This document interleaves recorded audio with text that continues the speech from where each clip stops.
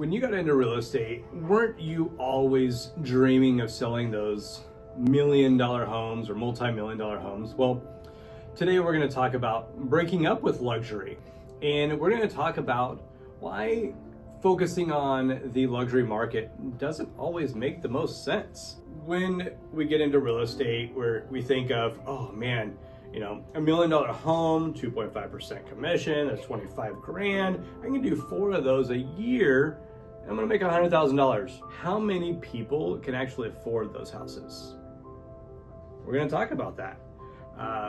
Wouldn't you think there's a lot more people that can afford the houses that are, say, $250,000 to $750,000? I serve Sacramento, El Dorado, and Placer County. So that's the numbers I'm gonna pull from today, and we're gonna talk about that. I also understand that those gorgeous $2-3 million homes, they're fun to look at. They're fun to go take video of. They're fun to show off on your Instagram, your TikTok, whatever it is, have some cool music in the background.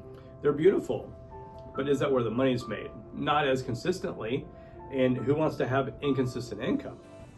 Last year, so I'm gonna talk about $250,000 to $750,000. There were 1,561 homes sold June of 21. From $1 million and up, there was 210. So there's 4 times more people buying homes in that price range. And June of this year, there was 993 versus 148. So about the same math. So, and you can see that it's going down on both cases because there's less people that can afford that property. And it was the owner, Sam Walton, the owner of Walmart, said, you can serve the classes and live like the masses, or you can serve the masses and live like the classes. If you have a bigger, broader audience, you're going to be able to move your product much better. And we can all know, whether or not you shop at Walmart, you know of Walmart, and it's a very profitable business with very skinny margins, mind you. So now I want to talk about days on market. So when you're selling a house, there's things that go into it. If you're the listing agent, you have to put it on the market. You obviously have to have a sign. If you're in a luxury market, you have to have a specific for sale sign for that little community. If you only sold one house, you just, spent $250 that you're not going to use again, unless you're always in that community. There's pictures and video. You can expect that when you sell a home over $1 million, there's going to be a different expectation on you and the product and service that you provide, and it's going to cost you more that you have to pay up front. Also, you might have to do staging, much more common when you're paying for stagers for houses in that price range than if you're selling a $500,000 starter home. And when you're doing these things, not to mention cleaning services, pay for gardeners, pool cleaners, all carpet shampooers, the list goes on, and you're spending that up front with the expectation that you're going to get paid back when the house closes. That being said, August of 2019, normal market, and that's another thing. Let's get out of, this is 2022 as we tail end the year, and we're out of the craziness, right? So a normal market was really 2019. August of 2019, houses over $1 million were on the market for 80 days. So that money that you just tied up is going to be sitting there. You're not going to see it again for 3 months, most likely, on average. In August 19, in the other price range between 250 and 750, 32 days on market.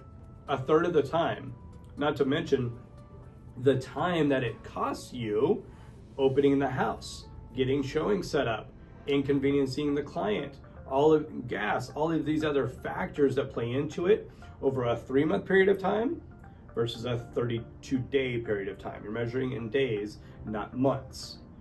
I mean, in 2020, we're measuring it in hours, right?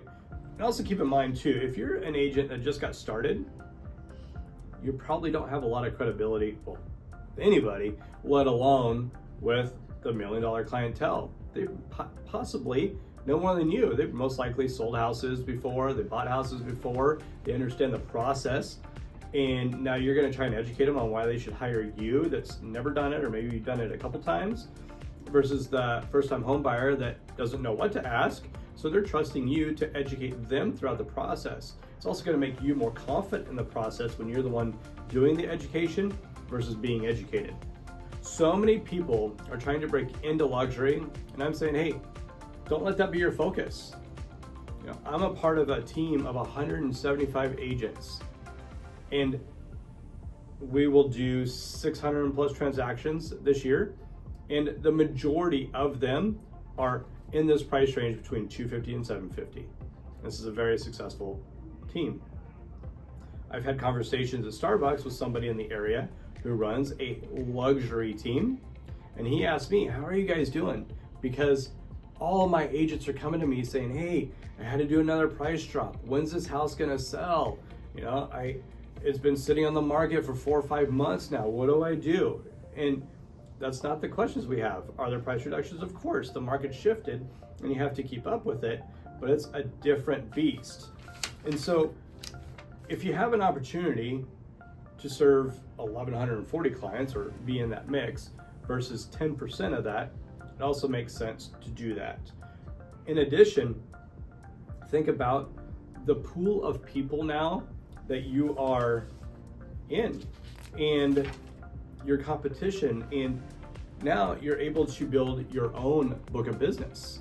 If you sell 4 houses a year, how long is it gonna take you to build your book of business, to build your sphere, so that you can actually get referrals?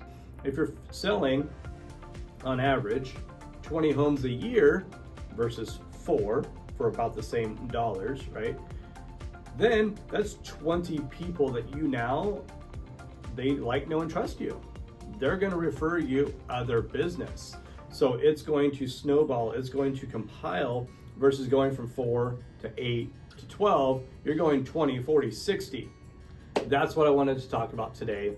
Hopefully you felt some value. If so, please comment below, ask the questions. I'm here to help. If you haven't already, please like and subscribe and share this to somebody that may need some help.